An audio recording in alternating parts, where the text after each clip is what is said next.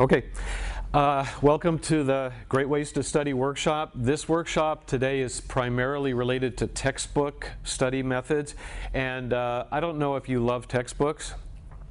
Most people say no thank you, but when people open textbooks and try to read and concentrate and learn, that's one of the hardest aspects for most people of being a college student. People have said if there were no textbooks, I would love college. But there are textbooks.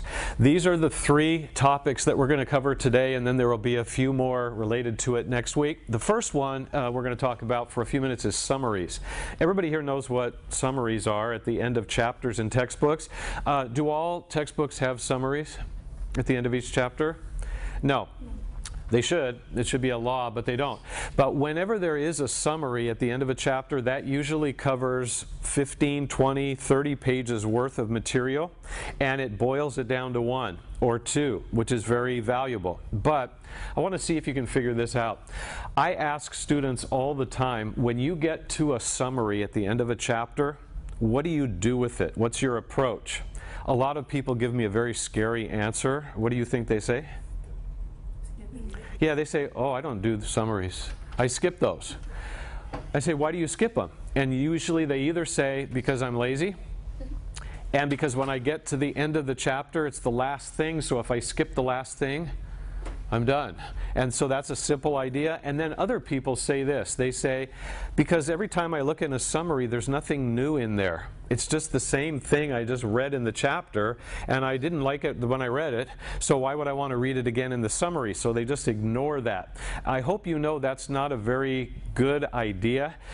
For a person to ignore a summary usually causes their grade on the test to drop. So I'm going to make a guess here, and this is all it is.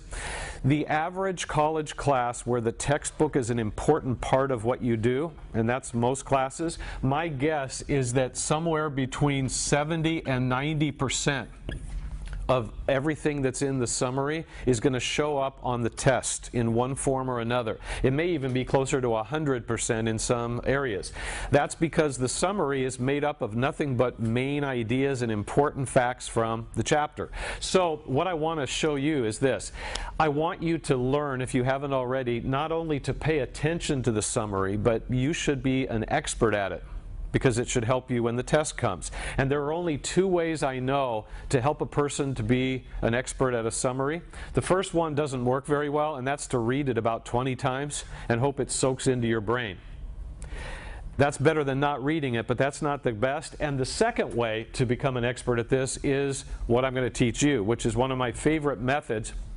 It's something that I used a lot when I was in college, and whenever you can find something that helps you and it doesn't take a lot of time or effort and it's helpful, that's good. That's kind of what we want.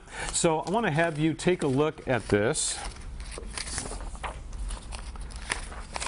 Could you pass one straight to the back there and across? Thanks. Okay, what you're looking at here when you get this is a summary from a real college textbook in the area of health. It's not important that you know any of this, but I want you to look at it, take a quick glance at it, and let me know something that should be a very easy thing. What do you notice here that looks different than any summary you've ever seen before?